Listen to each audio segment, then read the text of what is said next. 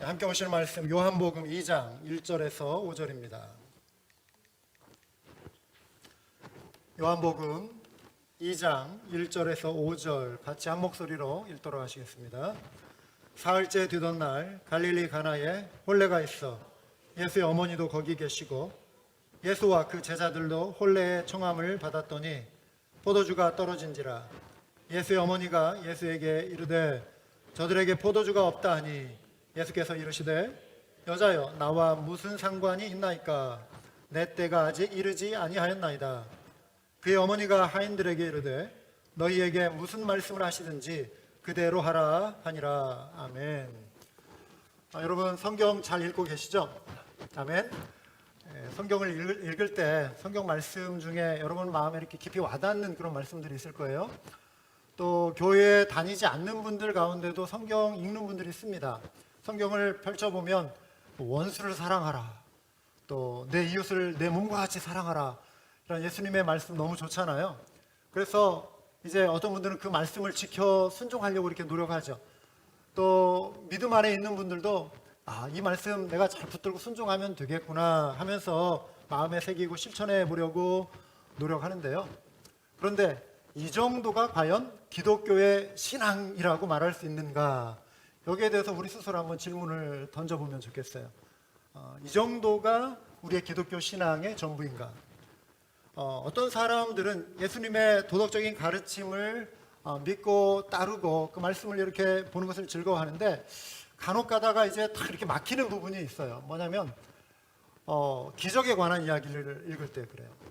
하나님이 행하신 놀라운 기적들을 이렇게 보면 도저히 이해가 잘 안 되는 거죠. 요즘처럼 이렇게 첨단 문명이 발달하고 인간의 이성이 깨어나고 이런 과학이 발달한 이 시대에 어떻게 이런 일을 믿을 수 있는가? 이것은 그냥 하나의 우리에게 교훈을 주기 위한 하나의 비유적인 표현이지 실제로 이런 일이 일어났겠어? 어떻게 오병이어 떡 5개 물고기 2마리로 5,000명을 먹일 수 있단 말이야. 이 중력의 법칙이 작용하는 이 자연 세계 속에서 어떻게 예수님이 물 위를 걸을 수 있단 말이야. 이거는 말이 되지 않는다. 그냥 하나의 영적인 교훈을, 어떤 뭔가 도덕적인 교훈을 주기 위한 꾸며진 이야기지 이런 부분은 실제가 아니야 라고 이렇게 제껴놓고 생각하는 그런 분들이 실제로 있습니다. 여러분들은 어떻습니까? 말씀에 기록된 이 기적이 정말 있는 그대로 믿어지십니까? 어떤 분은 여전히 이 부분이 와닿지 않는 분들이 있을 수 있어요. 여러분, 자연 세계에서 도저히 일어날 수 없는 일을 믿으라고 하는 이 주장을 거부하면서 살아가는 그 모습을 참된 신앙이라고 말할 수 있는가? 성경에 기록된 기적을 믿지 않으면서 성경을 내가 믿는다라고 말할 수 있는가? 그러면 기적의 요소를 다 제거하면 기독교는 존재할 수 있을까요? 성경의 모든 기적을 다 빼버리면 기독교는 살아남을 수 있을까요? 그럴 수 없습니다. 존재할 수가 없습니다. 성경의 기적을 부인한다는 것은 하나님의 전능하심을 불신하는 것하고 똑같아요. 창조주 하나님, 하나님의 권능, 전능하신 하나님, 전지하신 하나님의 능력을 내가 부인하는데 어떻게 기독교의 신앙을 갖고 있다라고 말할 수 있겠습니까?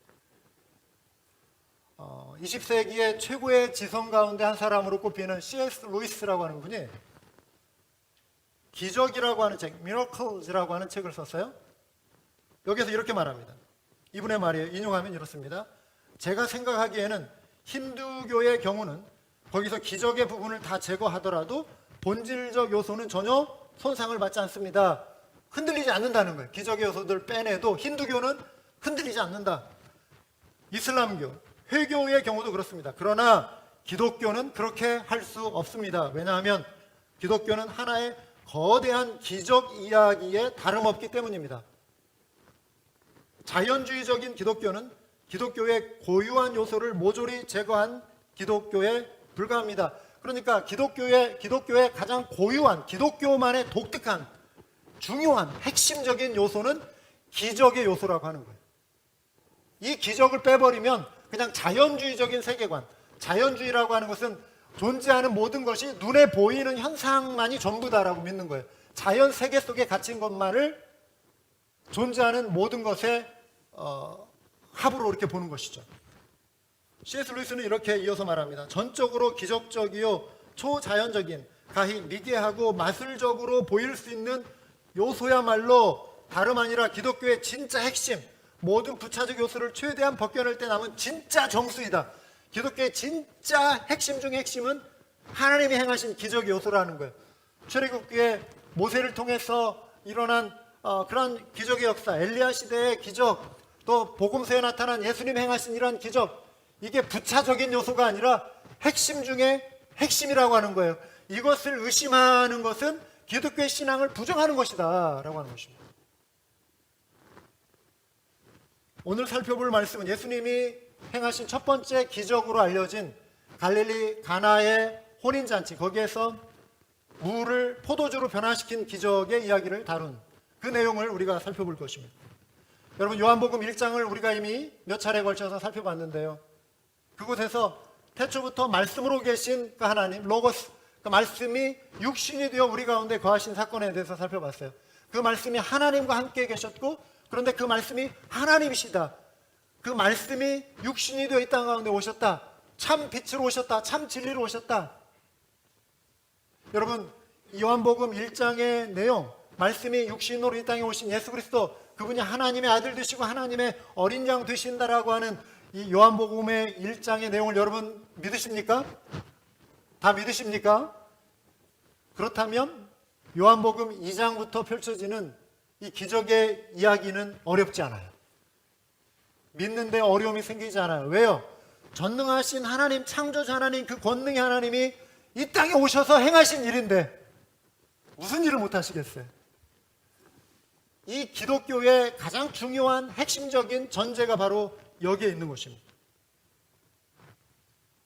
우리가 살아가는 세상, 이 자연계, 이것이 존재하는 것의 전부가 아니고, 이 자연계는 초자연계, 자연을 초월해서 자연이 존재하기 이전에 이미 존재했던 초자연적인 세계, 하나님의 나라, 하나님의 영역, 그 창조주 하나님이 이 자연과 초자연의 세계 속에 그 하나님의 권능이 같이 맞닿아 있는 것이죠.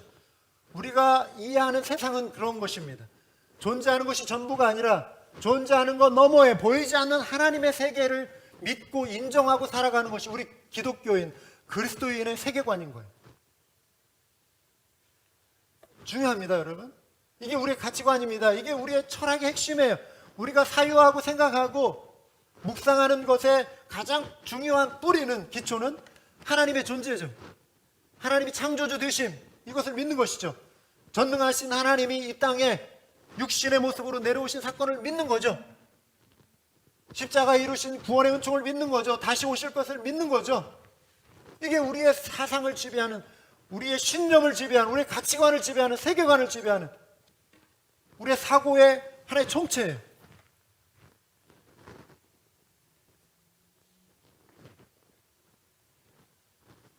여러분, 존재하는 모든 피조물은 하나님의 작품입니다. 따라서 기적의 원인은 하나님의 활동입니다. 하나님이 행하신 일입니다.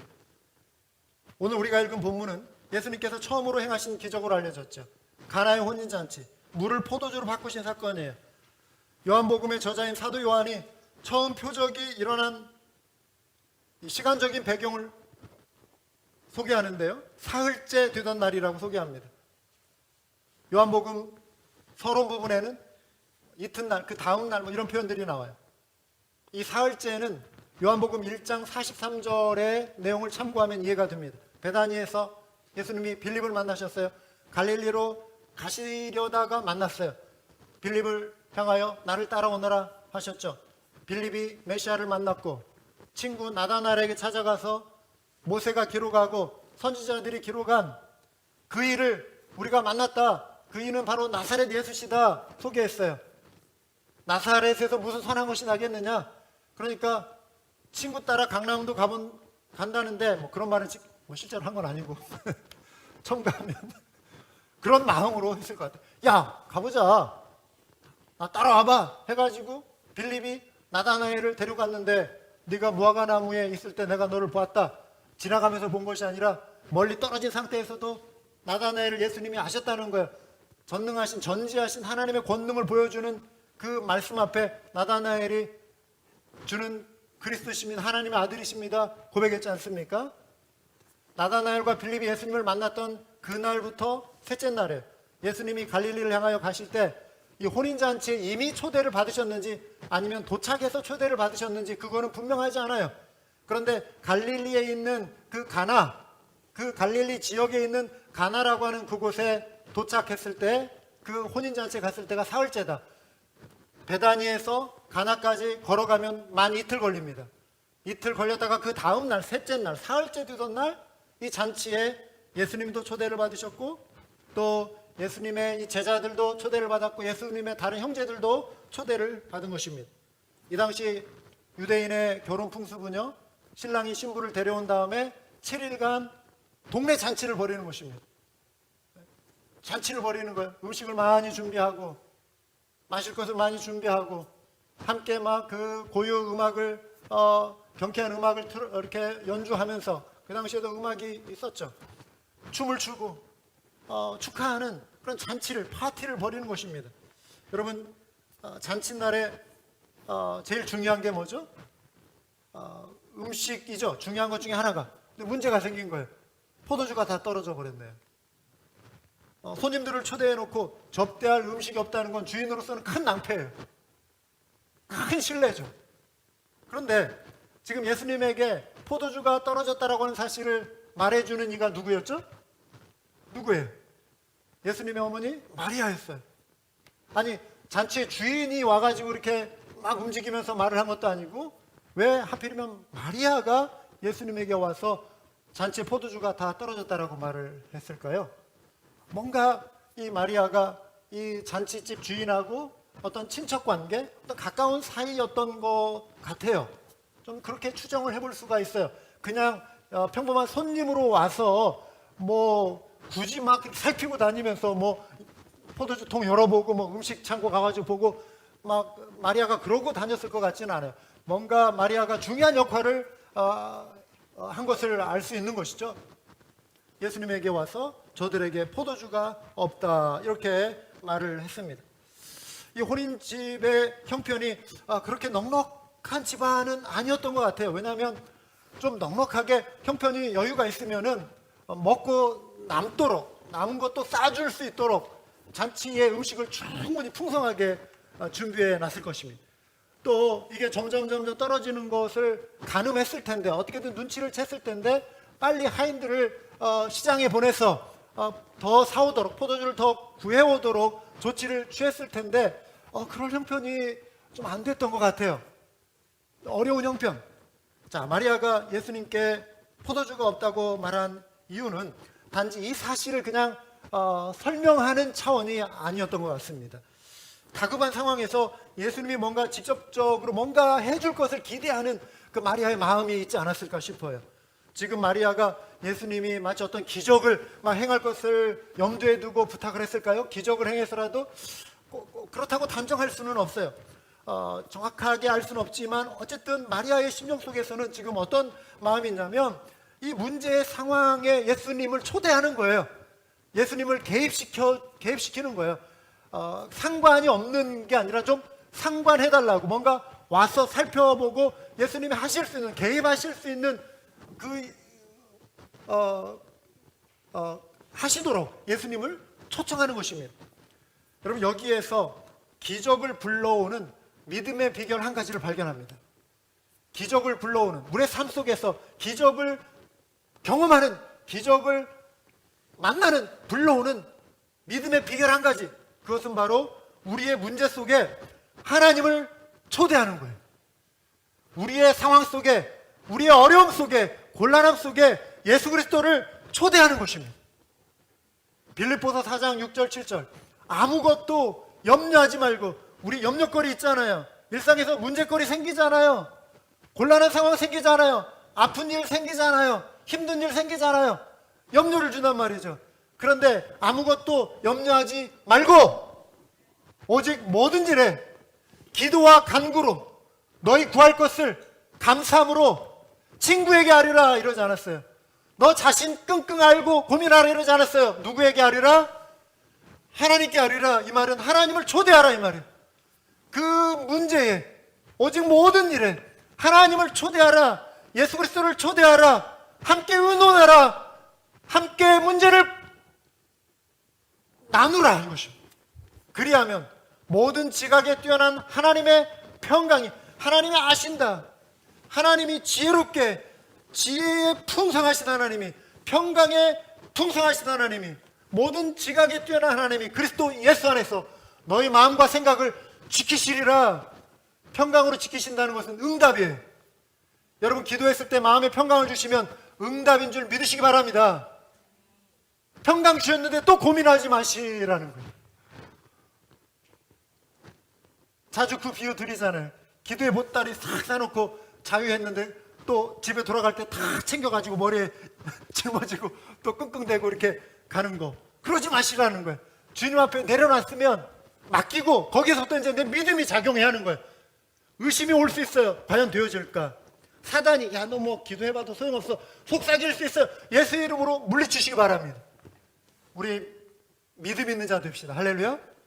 믿음의 승부수를 걸고 전투적으로 좀 우리 역동적으로 당차게 믿음의 기도를 드리며 나아가는 우리 모든 주의 백성 다 되시길 바랍니다. 여러분 이게 살아있는 신앙이죠. 안 그래요? 기도를 형식적으로 하면 그게 무슨 기도의 시간 낭비지. 기도해놓고 또 의심하고 또 근심하면 그게 무슨 기도예요. 시간 낭비예요. 시간 낭비. 그러니까 믿음이 실제가 되도록, 기도가 내 삶의 실제가 되도록 우리가 좀 불도저처럼 그렇게 막 나가는 거죠. 우리의 신앙생활을 그렇게 바꿔볼 필요가 있어요. 여러분 할렐루야.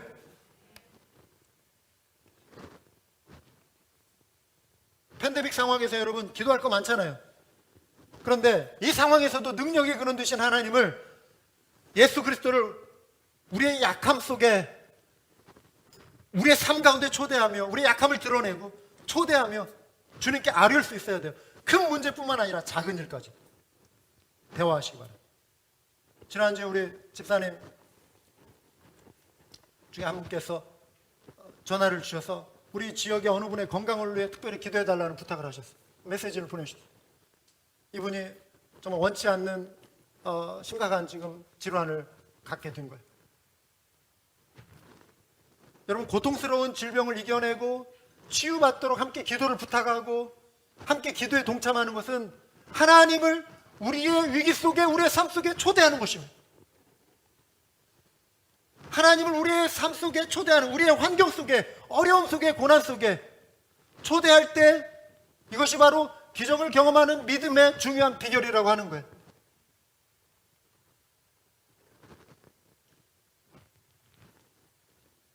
그런데 우리가 왜 하나님을 초대하지 않게 되냐면, 어느 순간 우리 마음속에 어떤 생각이 드냐면요, 우리가 요즘 얼마나 우리가 편리하게 생활합니까? 얼마나 잘 삽니까?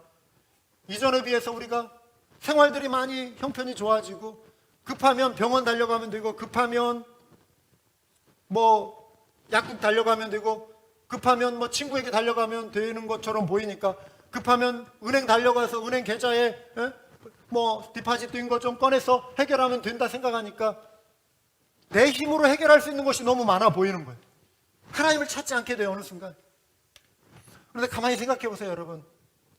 하나님이 해결해 주실 수 있는 것이, 하나님이, 그러니까 우리 힘으로 해결할 수 없는 것이 따지고 보면 굉장히 많아요. 우리 힘으로 할 수 있을 것 같지만 우리 힘으로 안 되는 것이 우리 삶에 너무나 많아요, 사실은. 그런데 우리는 오해하며 살아요. 우리 힘으로 다 할 수 있을 것 같고. 그러니까 하나님을 밀어내는 거, 우리 삶 속에 점점. 하나님이 함께 해주셔야만, 하나님을 초대해야만 이루어질 수 있는, 바꿔주실 수 있는, 변화시켜줄 수 있는 기적의 영역들이 너무나 많아요. 그런데 우리는 내 힘으로 하려고 해요, 자꾸. 사랑하는 여러분, 우리의 신앙은 문제의 크기와 상관없이 늘 하나님께서 우리의 상황에 계시도록 마음을 열고 초청하며 문제를 맡겨드리는 신앙이 되어야 할 줄 믿습니다. 하나님은 치유하시는 하나님이십니다. 건강에 문제가 있을 때 최고의 의사신 하나님 앞에 달려와 하나님 앞에 부르짖으시기 바랍니다. 좋은 의사를 만나야 돼요. 그러나 의사를 만나며 의사와 상담하며 의사와 치료를 받는 그 과정 속에서도 하나님의 영역을 무시해서는 안 돼요. 그게 더 중요해요. 나을 수 있다라고 하는 소망과 믿음이 있어야 병도 빨리 낫는 줄 여러분 아시죠? 믿습니까? 의사만 의지한다고 되는 거 아닙니다. 내 마음속에 소망과 믿음이 있어야 돼요. 그럴 때 치유도 빨리 일어나는 거예요. 하나님이 치유신다라고 하는 믿음을 가져야 돼요. 하나님이 지혜의 하나님이십니다. 삶의 문제가 꼬일 때 하나님이 해결해 주시도록 구체적으로 하나님께 지혜를 구하시기 바랍니다. 하나님 우리의 목자 되십니다. 목자는 먹이고 입히고 돌보고 안내해 주시는 그런 분이에요. 양에게 하는 목자의 모습을 가만히 보세요. 우리가 똑같이 하나님이 목자 되신 하나님이 우리를 그렇게 해주신다는 것입니다. 이민사회 삶 속에 우리가 때로 길 잃고 어려움을 겪을 때, 우리의 삶에 외로울 때, 사망의 묻지만 계곡을 통과하는 것 같은 그런 절박감이 들 때에 주의 지팡이와 막대기가 나를 안위하시고 나를 보호해 줄 것을 믿기 때문에 내가 주님 바라보며 주님과 동행하며 주님께서 내 길을 빛의 길로 인도하실 것을 믿고 나아가는 것이죠. 영원히 좌절과 절망의 나락으로 떨어지지 않을 수 있는 것, 어느 순간 나를 받쳐주시는 그 하나님의 권능을 우리가 느끼는 거예요. 절망했을 때 우리가 넘어져요. 쓰러질 것 같아요. 그런데 나를 지탱해 주는 힘을 느껴요. 우리가. 아멘. 하나님의 영역입니다. 하나님의 손길입니다. 그 하나님을 의지해야 하는 거예요. 결혼 생활의 갈등 속에 여러분 부부만이 그걸 해결하려고 하지 마시고 하나님을 초청하시기 바랍니다. 그 자리에 여러분의 자녀의 문제 하나님을 초청하시기 바랍니다. 건강의 문제, 재정적인 위기 하나님을 초청하시기 바랍니다. 범사에 하나님을 인정하는 것이죠. 우리 온나 모임이 너무 중요해요. 여러분, 이 팬데믹 기간에 제가 어제도 그런 생각, 오늘 아침에 일어나서도 그 생각이 들더라고요. 주일날 제가 설교하고 하지만 이거는 주일날 한번 이렇게 설교하고 우리가 모여서 함께 은혜 받고 찬양 드리고 하지만 주중에 내가 살아 움직일 수 있도록 서로 돌아보아 사랑과 선행을 격려해 줄 수 있는 상호 간의 영적인 작용이 너무 중요하더라고요. 우리가 다른 이런 활동들이 많이 제한되어 있기 때문에 주중에 여러분들이 믿음이 낙심하지 않도록 서로 한 번쯤은 컨택이 다 필요해요. 그래서 온나 조장님들 힘내셔서 이 사역을 잘 감당해 주시기 바랍니다. 지금까지 잘 해주셨는데 주중에 꼭 한 번씩 가족들 전화로 이렇게 점검해 주시고 잘 지내고 있는지 한번 살펴주시고 그러면서 기도할 제목이 또 뭐가 있는지 함께 나누고 하나님을 그 자리에 초대하는 거예요. 그 대화 속에 초대하면서 그럴 때 우리의 삶에 놀라운 기쁨이 회복되고 우리의 삶이 이 고난을 헤쳐나갈 수 있는 용기를 얻게 되는 그 은총을 누릴 줄 믿습니다. 마리아가 예수님께 이 상황을 말했을 때 예수님이 이렇게 말씀하시죠. 여자여 나와 무슨 상관이 있나이까 내 때가 아직 이르지 아니하였나이다. 여기에서 어머니를 여자여라고 부릅니다. 어떻게 어머니한테 감히 그래도 예수님이 아들의 입장인데 여자여 이랬을까? 그런데요 이 당시 문화 속에서는 여자여 이 말은 공손한 표현이랍니다. 여자여 이 말은 나와 무슨 상관이 있나이까 왜 나를 끌어들이십니까? 이 말에 아직 내 때가 이르지 아니했습니다. 메시아로서 이제 그분의 본질 사명 메시아의 그 사역의 가장 최고의 정점 이게 아직 이르지 아니했다. 십자가에서 구속의 그 피를 흘리신 이 사건이 예수님의 메시아적 소임의 사명의 정점이거든요. 아직 내 때가 이르지 아니했다. 이게 하나님의 그 영광을 가장 분명하게 드러내신 사건이죠. 마리아는 예수님의 이런 답변에도 불구하고 하인들에게 이렇게 말합니다. 너에게 무슨 말씀을 하시든지 그대로 하라. 오늘 설교의 제목입니다. 너에게 무슨 말씀을 하시든지 그대로 하라. 어떤 긍정적인 기대감이 담겨 있어요. 마리아의 마음속에 어떤 믿음이 담겨 있어요. 어떤 신뢰, 온전한 신뢰가 담겨 있어요. 예수님 앞에 지금 문제를 가져왔고 예수님을 그 문제에 초청했어요. 그리고 하인들에게 무슨 말씀을 하시든지 그대로 하라. 기대감을 가지고 한쪽으로 갔죠. 어머니의 부탁으로 인해 예수님은 혼인집 잔치 상황 속에서 발생한 이 문제에 개입하십니다. 해결자로서 조용히 나서신 거예요. 6절에 보시면 거기에 유대인의 정결 예식을 따라 두세 통 드는 돌 항아리 6이 놓였는지라 되어 있습니다. 유대인들은 음식을 먹기 전에 그리고 음식을 먹은 후에 손을 씻었습니다. 요즘 우리의 문화로 생각하면 음식 먹기 전에 우리 반드시 손을 씻지 않습니까? 위생상 그런 것이다. 물론 막 흙 만지고 이렇게 좀 손이 더러우면 그걸 털어내기 위해서 씻었을 수 있었겠지만 어떤 위생적인 개념은 아니었던 것 같아요. 그게 주된 목적은 아니었고 이게 정결 예식과 관련된 거였어요. 바리새인들이 율법학자들이 부수적인 여러 가지 것들을 만들었는데 손을 씻지 않고 예수님의 제자들 손을 씻지 않고 먹는 걸 가지고 마가복음에선가 보면은 막 정죄하는 거 나오잖아요. 율법을 어겼다 정죄하는 정결을 부정한 선으로 여겼죠. 돌 항아리 6이라고 했는데 항아리 한 통당 약 20 to 30 gallons 한 통당 한 20갤런 30갤런 정도 들어간다고 합니다. 우리 차 승용차 소형차 말고 중형차 이상 되면은 16갤런 17갤런 제 차 같은 경우 그렇게 들어가는 것 같아요. 트럭 같은 경우 더 들어갈 수 있겠죠. 그 정도 분량 6개 있었다. 그러니까 각 집마다 이런 정결 예식으로 사람들이 음식을 먹기 전에 손을 씻는 그것을 위해서 물을 담아 놓는 거예요. 그 돌 항아리가 6개 있었습니다. 예수님이 그런데 하인들에게 대뜸 이렇게 말씀하시는 거예요. 항아리에 물을 다 채우라. 가득 채우라. 하인들은 지금 방금 마리아가 한 말을 기억했죠? 뭐였어요? 무슨 말씀을 하시든지 그대로 행하라.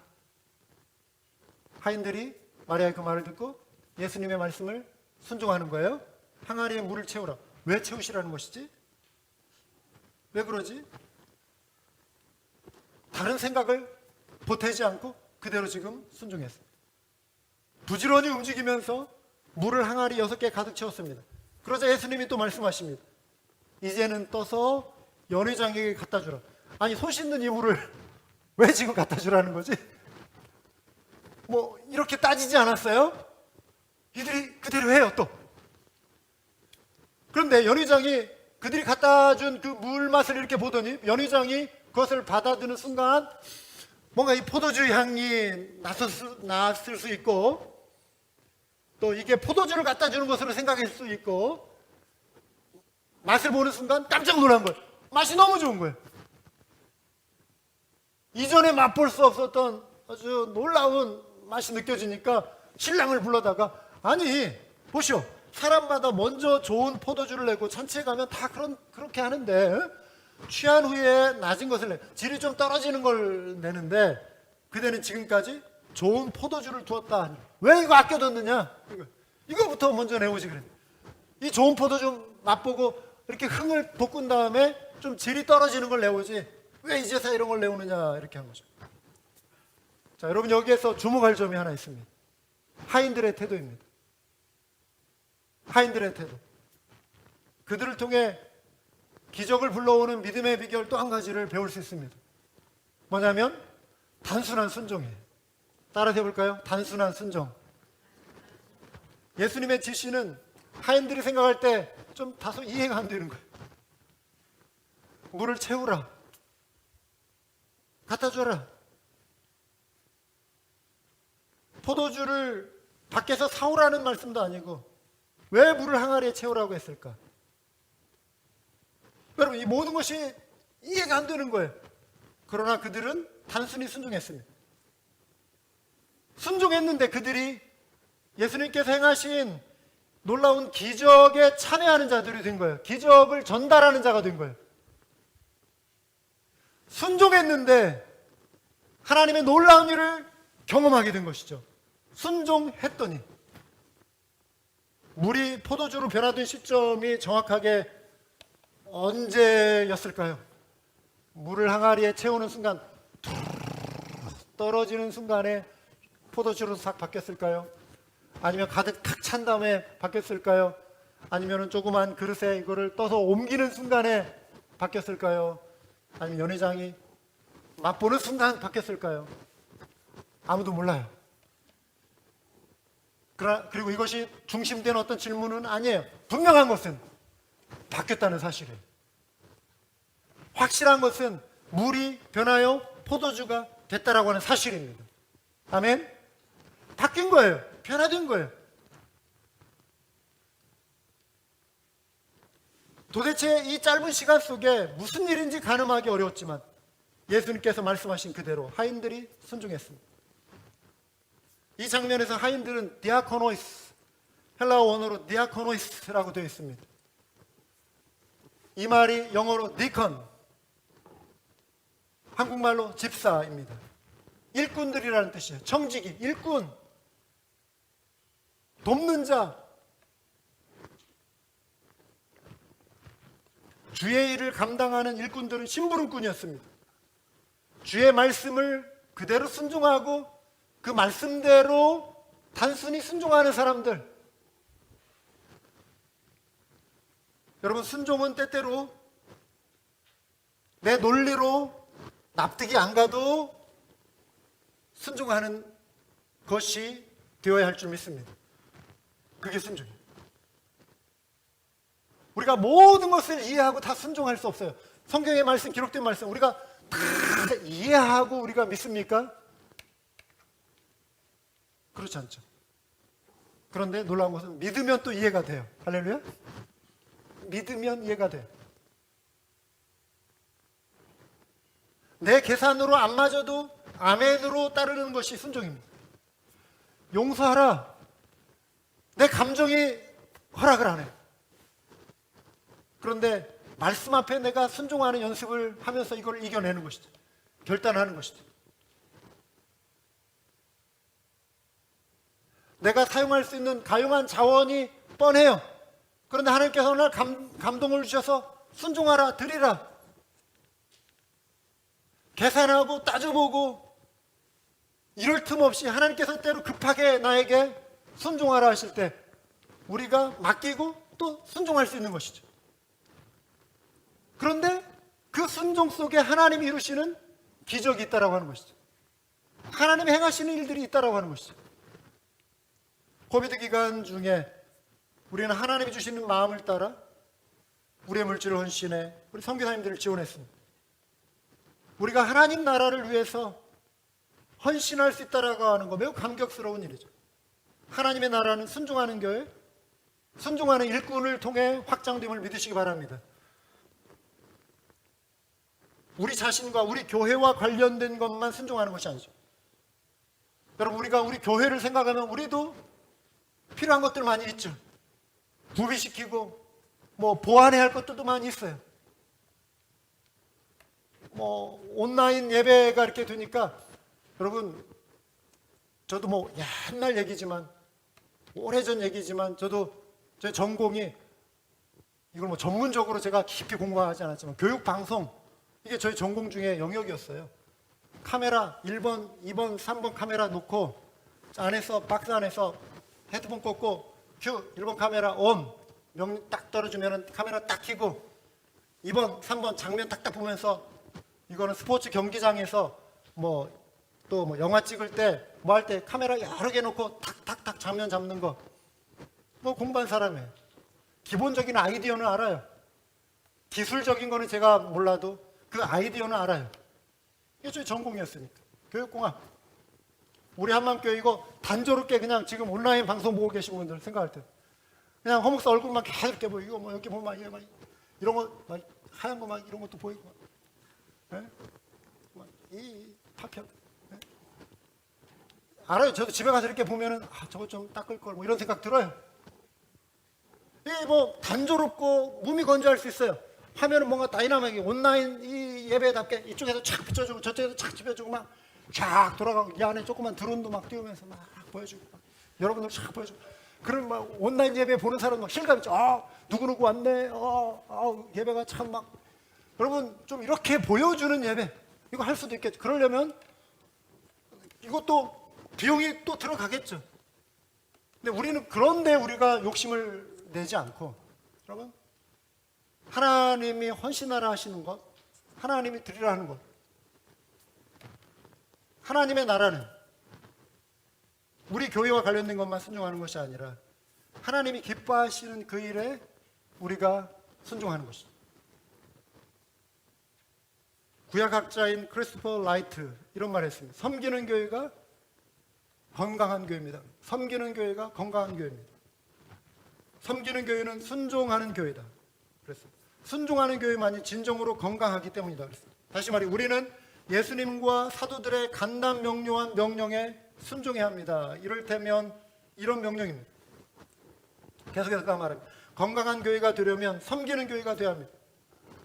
지역사회에 온갖 방식으로 복이 되어야 합니다. 여러분, 교회가 지역사회에 복이 되어야 한다. 교회는 지역사회에 짐이 되어서는 안 돼. 버든이 되어서는 안 돼. 블레싱이 되어야 돼. 할렐루야. 블레싱이 되어야죠. 물론 여기에는 복음을 나눔으로써 그리스도를 전하는 일도 포함됩니다. 정치 지도자들을 위해 기도하는 일도 포함됩니다. 바울이 디모데에게 부탁했어요. 그 위정자들을 위해서 우리가 기도해야 돼요. 이 나라가 정말 하나님을 경외하는 나라 되도록 여러분 기도해야 합니다. 정직하게 일하거나 세금을 납부하거나 일자리를 만들거나 자원봉사를 하거나 가르치거나 의술을 행하거나 학교 급식 봉사를 하거나 거리를 청소하거나 집을 짓거나 자녀를 양육하는 등 숱한 일을 한다는 뜻이기도 합니다. 이게 섬기는 일이다. 지역사회를 섬기는 교회가 되어야 한다는 것입니다. 이 시대에 우리는 말씀에 순종함으로 섬기는 교회가 될 때 하나님이 이루시는 변화 역사들을 경험할 줄 믿습니다. 기적을 경험하는 것입니다. 이 코비드 기간은 이 기간이 교회의 위기가 된다라고 하는 말도 있지만 저는 기회라고 생각을 해요. 기회여야 한다고 생각을 해요. 코비드 기간이 끝났을 때 이 기회를 우리가 섬기는 교회로 사용하면 교회가 이 기회에 지역사회 어려운 이웃들을 섬기는 기회로 사용한다면 코비드 이후에 하나님께서 영혼 구원의 놀라운 아름다운 역사들을 이루어 주실 것이라고 저는 믿어요. 그런데 이 기간이 섬김이 아닌 교회가 사회 속에 어려움을 주는 그러한 기관으로 비춰질 때 코비드 끝나고 나면 진짜 위기가 찾아온다고. 지금 한국 사회에 교회들이 이번 코비드 기간 중에 굉장히 많이 거기에 좋지 않은 의도로 접근하는 사람들도 저는 분명히 있다고 생각을 해요. 전혀 순수하게 객관적으로 보는 입장만 있다라고 생각하지는 않고 교회에 대해서 어떤 부정적인 입장으로 치고 들어오는 건수 잡아서 보도하려고 하는 사람도 전혀 없다라고 저는 말할 수는 없겠어요. 그러나 그럼에도 불구하고 교회가 사회 속에 칭찬받고 존경받고 정말 섬기는 교회, 이 사회를 책임지는 교회, 이 사회를 주도하는 이 사회를 더욱 아름답게 더 섬김의 자세로 나오는 그런 교회의 모습을 우리 한국 교회들이 지금 보여주고 있는 거예요. 이게 위기 정말 그렇게 보여주지 못한다면 정말 위기가 되는 것입니다. 하나님은 어쩌면 우리에게 기회를 주셨는지 몰라요. 이거를 잘 살려야죠. 이거는 순간적인 어떤 우리의 즉흥적인 어떤 쇼맨식 보여주기 위한 어떤 무엇이 아니라 예수님이 우리에게 코비드 이전에 이미 우리에게 주셨던 가르침, 이렇게 살라라고 이미 말씀에서 보여주시고 가르쳐 주셨던 그 말씀이 위기 속에 자연스럽게 나와야 하는 것이 되겠죠. 그렇죠? 그래서 저는 다른 분들하고 그런 얘기해요. 대화할 때, 통화할 때. 코비드 이후는 코비드가 결정하는 것이 아니라 코비드 이후의 모습은, 교회의 코비드 이후의 모습은 코비드 이전의 모습이 결정한다. 저는 그렇게 생각해요. 코비드 탓을 할 수가 없어요. 저는 언제 얼마나 걸려야 이게 복원이 될지 잘 모르겠어요. 지금 코비드로 인해서 많은 교회들의 영적인 측면, 여러 가지 측면에 타격이 심한 건 사실입니다. 교인들의 신앙이 많이 주저앉고 교회로부터 떨어져 나가고 믿음이 떨어져 나가고 하는 그런 어떤 어려움들이 있는 것도 사실이에요. 그런데 중요한 건 복원력이죠. 얼마나 빨리 우리의 신앙이 제자리로 돌아올 수 있는가, 얼마나 빨리 교회가 제자리로 돌아올 수 있는가, 이 복원력의 속도, 복원력의 정도, 그게 코비드 기간이 코비드를 탓할 것이 아니라 코비드 이전에 우리의 신앙이 어땠는가, 그게 저는 더 중요하다고 봐요. 코비드 이전의 모습이 지금 우리 코비드의 우리의 모습을 결정하는 거예요. 이 어려움 중에도, 고난 중에도 우리가 변함없이 예배자로 서 있고 하나님 앞에 문제를 가지고 나오는 정말 기도의 무릎을 우리가 포기하지 않고 말씀을 붙들며 살아가고 본질적인 그 명령에 내가 그걸 가지고 씨름하고 있는가, 이 위기를 기회로 살려낼 수 있는 그런 영적인 순발력이 나에게 있는가. 그렇다면 그 모습의 연장선상 속에서 코비드 이후의 복원력은 그렇게 어렵지 않을 것이라고 저는 봐요. 그래서 저는 코비드 이후가 우리 신앙의 21세기 초반에 아직 주님 오시기 전, 재림 전에 우리 교회의 모든 부분을 적나라하게 한번 점검해 볼 수 있는 중간 점검의 상태가 저는 될 거라고 봅니다. 그거는 저도 회개할 일이 있고 우리가 하나님 앞에서 반성해야 할 모습을 요구할 수 있어요. 제가 어떻게 말씀으로 우리 성도들을 양육했는가, 어떻게 내가 참된 제자가 되도록 그동안 설교했는가, 그러한 삶의 본을 보였는가. 복원력의 모습을 보면 허종수 목사의 그 목회의 모습이 적나라하게 저는 나올 거라고 저는 봐요.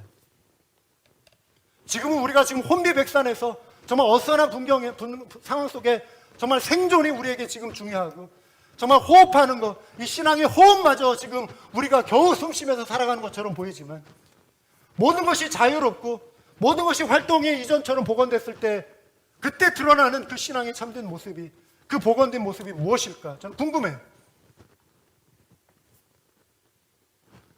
사랑하는 여러분, 이 모든 핵심 속에 우리에게 필요한 것이 단순한 순종이라고 하는 것입니다. 단순한 순종.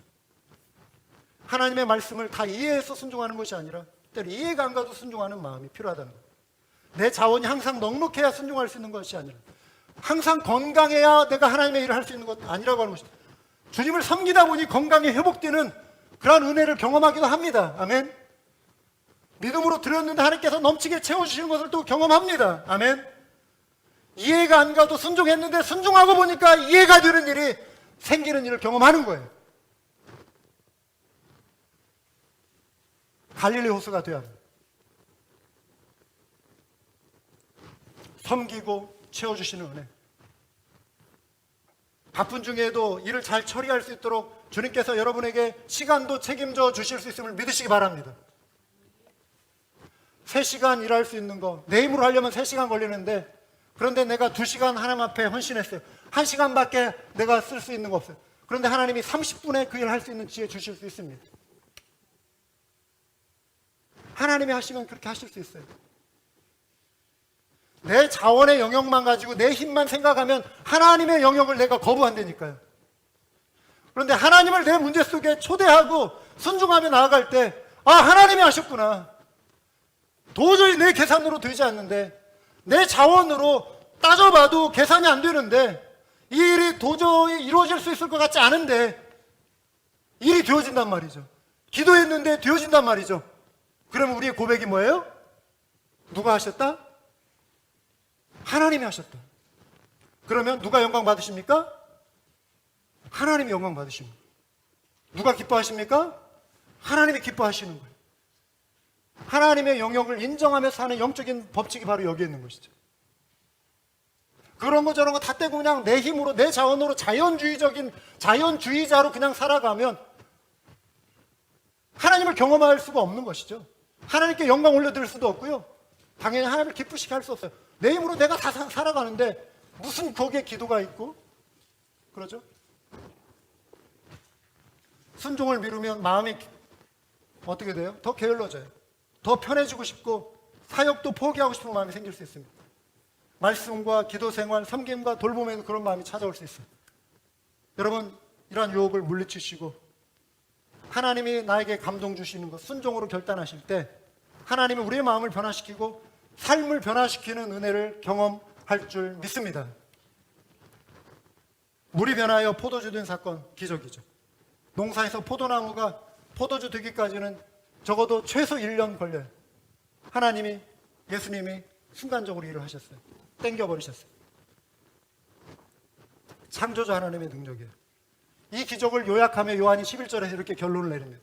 예수께서 이 표적을 갈릴리 가나에서 행하여 그의 영광을 나타내시매 제자들이 그를 믿으니라. 표적을 통해 하나님 아들의 영광을 드러내셨어요.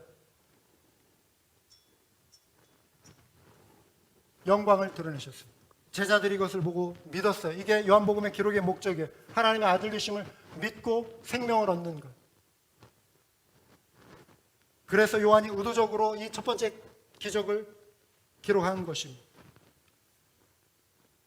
여러분, 기적은 불신자들의 눈을 열어주는 강력한 힘이 됩니다. 이 시대에 불신앙에 사로잡힌 이들에게 하나님이 살아계시는 그 기적을 보여줄 수 있어야 돼요.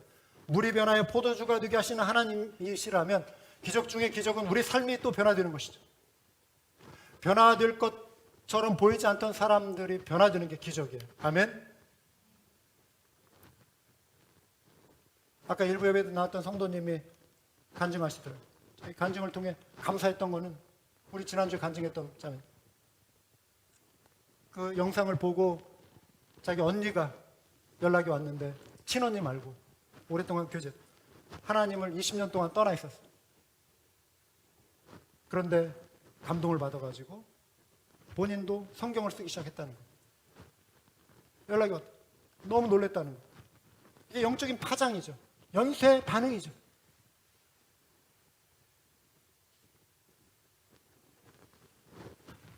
사랑하는 여러분, 이런 변화가 기적이죠. 안 그렇습니까? 20년 동안 변화되지 않던 사람이 성령께서 역사하심으로 하루아침에 변화되는 거예요. 물이 변하여 포도주 되는 사건. 여러분은 지금 삶의 어느 부분에서 하나님이 기뻐하시는 모습으로 변화되기 원하십니까? 물과 같이 밋밋하게 형식적인 그런 신앙이 아니라 포도주와 같이 맛을 내는, 즉 예수님의 향기를 바라는, 예수님의 맛을 느끼게 하는 그런 영적인 포도주로 변화되기 원하지 않으십니까? 삶이 무미건조하고 마음이 무기력해지는 것을 느끼시는 분은 없습니까? 여러분, 이 도전들이 팬데믹 기간 중에 끊임없이 우리에게 찾아오잖아요. 우리는 이거를 이겨내야 돼요. 거부하고 승리해야 돼요. 날마다 매주 씨름하시고 물리치시고 버텨내시고 견뎌내시고 이겨내시고 인내하시고 주를 찬양하시고 주를 높이시고, 나는 살아계신 하나님의 딸이다, 살아계신 하나님의 아들이다, 있는 자리에서 찬양하면서 믿음의 선한 싸움을 싸우시기 바랍니다. 할렐루야. 기도의 자리를 그러면 회복하시고 말씀을 회복하시고 이를 위해 여러분의 문제 속에 하나님이 개입하시도록 오늘부터 적극적으로 초청하시기 바랍니다. 말씀 앞에 주시는 감동을 단순하게 순종하시기 바랍니다. 주께서 여러분들의 삶, 우리의 삶을 놀랍게 기적으로 변화시켜 주실 것입니다. 기도하시겠습니다.